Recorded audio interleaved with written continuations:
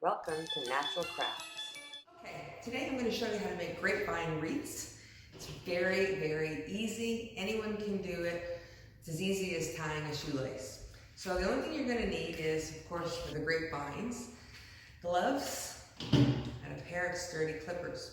Now at the end of this video, I show you how to find grapevines out in nature so that it is a natural craft.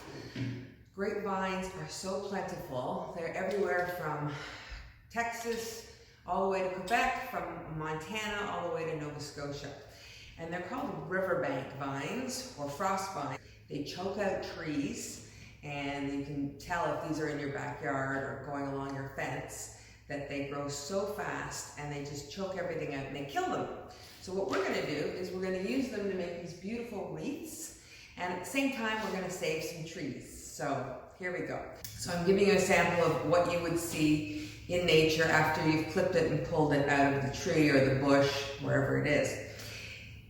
You have to trim it down. Usually I do this when I'm outside so that there's less mess, but just to show you for the purposes of the video, I'm going to just show you what to do. You're going to look for one long, consistent vine that you're going to use for your wreath. So everything else you clip off, kind of side branches, these little squirrely things that attach themselves to the trees, those all come off. And like I said, I like to do this when I'm outside so that there's less mess and everything obviously is natural, so it'll just go back to nature, get decomposed. So once you finish trimming it all, you'll come up with many different branches from the same one that you've pulled. And you can keep even these smaller branches, just clip them as well so that they're nice and trimmed. And then you can use these as well to wrap into your grapevine wreaths. So I've already pre-cut one.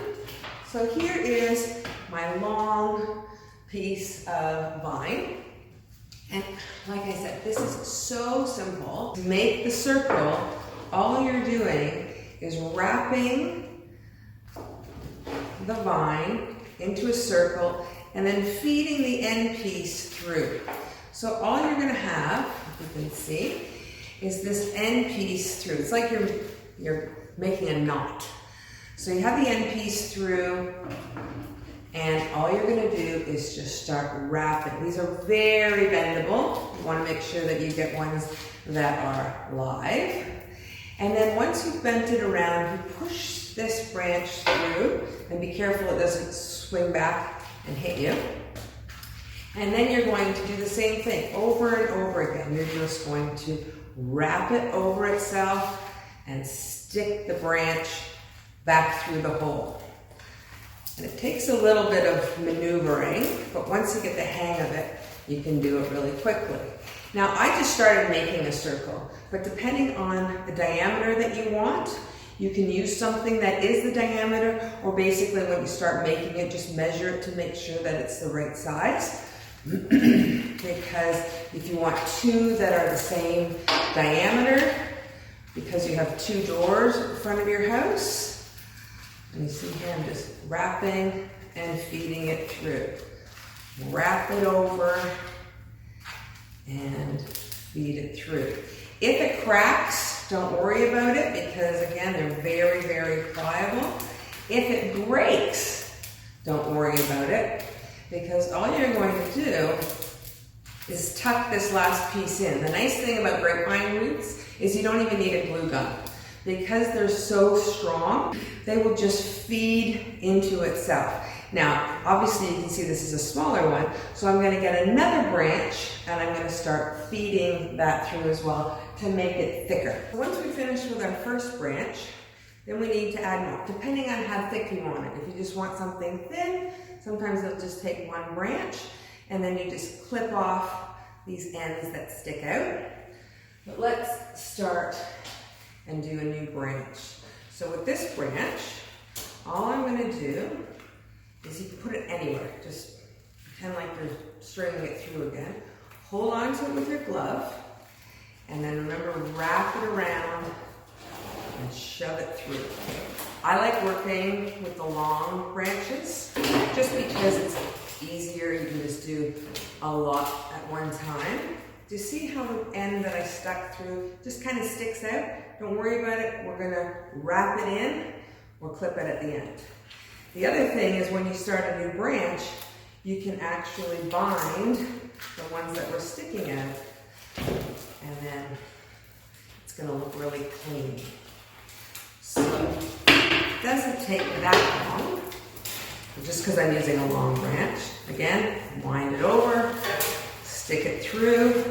I'll probably fast forward this part for you.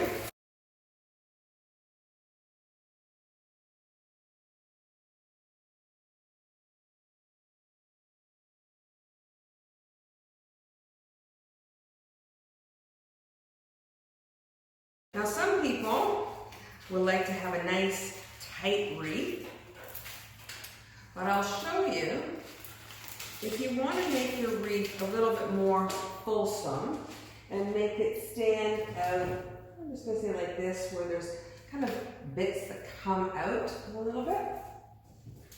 All you need to do is not fold it in so tightly, so that when you go to make your first loop, because you're going to send this through again, you get a nice tight base done first. But then don't wrap it so tightly. You see how I have this kind of sticking out a bit? Now you have to hold on so that it doesn't get pulled through. But the same thing when you do the next one. Just don't pull it so tight. And I know it kind of looks funny at the beginning. It's going to look like that. But once you do several wraps, it's going to look like the one I just showed you. You see, it takes a little bit more holding because you're wanting to do an entire circle before it stays intact. And you see how this one's even sticking out way too much? You can just adjust it as you're going through. Pull it through just a bit. Like I said, it looks kind of funny at first, but once you do several of these, you're going to get that effect. So just don't pull it tight, but hold on to it here so it doesn't start getting out of control. And then keep wrapping. Once you get to the end, all you're going to do is you can just leave it sitting like this, because we can start wrapping another piece around, or you can just find a little place to tuck it in. Once you've gone around several times and made some of these loose loops, I like to add maybe one more in there. See, I'm just starting it by jamming it through some of the existing holes already, and we'll tighten it up. And then all you're doing is kind of wrapping over top of these loose loops to kind of tighten it up. You don't have to. It's whatever preference you like, what your style is, what looks good to you. But as we start wrapping kind of finals, and then, as I said before, once you're done with your last one, you can just kind of tuck it in. And then any of the big pieces that are kind of sticking out, like this one, for example, you can just cut it, because it's in there so tight now, it won't even move, basically. So I'm just cutting off some of the big pieces, pulling some of the strings. Okay. And there you have, and some of the little bits that come out, I just pull those little hairy parts off. And then what you have is a beautiful grapevine wreath. So let's head out into nature and find some grapevines. Grapevine wreaths are abundant throughout North America, so I'll show you how to spot them. So if you go into your forests, or even your local park, because I'm in a park area, Up in the trees, you'll find all of these grapevine branches that are kind of choking the trees out. You can see this branch is kind of looping down. Those are grapevine branches. So you have to find ones that are live and just go and clip them and pull them out of the tree. You'll be rescuing a tree from getting choked. So I've found a grapevine. I'm going to clip it. I usually clip it about a half of an inch or an inch at most. That makes them easier to work with. And then you'll see that I have to tug down on the vine in order to pull them out and rescue the tree. Sometimes if it gets stuck, there might be a branch that is clippable, as I'm doing right here. And then once you've clipped it, you can pull the rest of them down. And they're going to have lots of attached branches as well, so it makes for one easy haul to get a whole bunch of grapevines. Is try and find one long branch. You can see there's one huge long one. And clip off kind of the side branches. So you're just making for one long branch. And you can see they've got all the other branches off of it. Right. And now you can start to roll it up to make it easier to transport. From that one long branch that I pulled out of the tree, I got a lot of material. This will definitely make one grapevine wreath very easily. And I've just loosely put them into circles, and even some of the 3 to 4 foot branches I'll just carry out like that.